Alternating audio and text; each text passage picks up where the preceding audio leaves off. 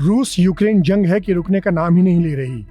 इसे शुरू करने का ऐलान करने वाले रूस के राष्ट्रपति व्लादिमीर पुतिन की तबीयत के बारे में इस बीच कई खबरें आती रहीं। कभी कहा गया कि पुतिन को पार्किंसंस की बीमारी है, तो कभी रिपोर्ट आई कि पुतिन को कैंसर है। ऐसे में ये सवाल उठने लगा कि आखिर पुतिन का उत्तराधिकारी कौन हो सकता है। अब खबरों का बाजार फिर गर्म है और रूस में जिस नए नेता का नाम उभर रहा है वो कभी पुतिन्स शेफ यानी पुतिन का रसोइया कहलाता था और नाम है येवगेनी प्रिगोजिन, एक ऐसा व्यक्ति जो जेल में सजा भी काट चुका है। येवगेनी का जन्म 1961 में हुआ। पुतिन की तरह येवगेनी भी सेंट पीटर्सबर्ग में पले बढ़े। कोर्ट के मुताबिक 1981 में येवगेनी को मारपीट, डकैती और धोखाधड़ी का दोषी पाया गया और 13 साल की सजा हुई। हालांकि 9 साल बाद ही येवगेनी को रिहाई मिल गई। इसके बाद येवगेनी ने बिजनेस करना चाहा और सबसे पहले हॉट डॉग का स्टॉल लगाया, फिर अमीर लोगों के लिए एक रेस्टोरेंट खोला। येवगेनी ने पार्टनर्स के साथ एक बंदरगाह पर एक बोट पर रेस्टोरेंट शुरू किया, जिसे जल्द ही इतनी पॉपुलैरिटी मिली कि वो सेंट पीटर्सबर्ग का सबसे फैशनेबल डाइनिंग स्पॉट बन गया। पॉपुलैरिटी इतनी कि खुद पुतिन ने भी वर्ल्ड लीडर्स के साथ इस रेस्टोरेंट में खाना खाया।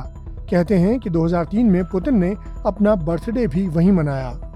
रेस्टोरेंट में जब भी ऐसा बड़ा आयोजन होता, येवगेनी बड़े मेहमानों के आसपास ही रहते।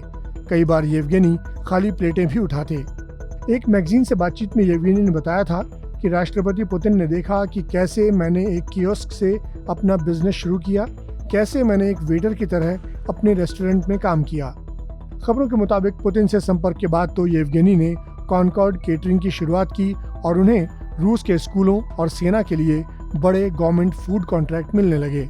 आखिरकार उन्हें राष्ट्रपति के भोज की मेजबानी का चांस भी मिला और फिर येवगेनी को पुतिन का रसोइया यानी पुतिन्स शेफ कहा जाने लगा। इसके बाद येवगेनी ने कई और कामों में अपना बिजनेस फैलाया और पुतिन के करीबी बन गए।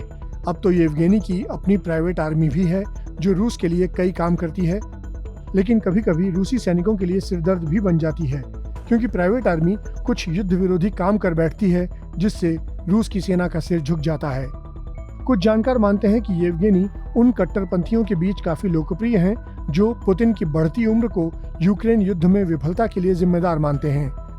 इसी के साथ कट्टरपंथियों के बीच वो पुतिन से भी खतरनाक माने जाते हैं। इस तरह पुतिन के सबसे करीबी येवगेनी रूस में सबसे पावरफुल होते जा रहे हैं। वैसे कुछ जानकारों का मानना है कि येवगेनी प्रिगोजिन की पावर के बारे में तो कोई सवाल नहीं उठता, लेकिन देखना ये होगा कि क्या वो इससे अपना पॉलिटिकल करियर बनाएंगे। इस वीडियो पर आपकी क्या प्रतिक्रिया है, कमेंट सेक्शन में जरूर बताएं। साथ ही देश और दुनिया की खबरों के लिए सब्सक्राइब करें आज तक।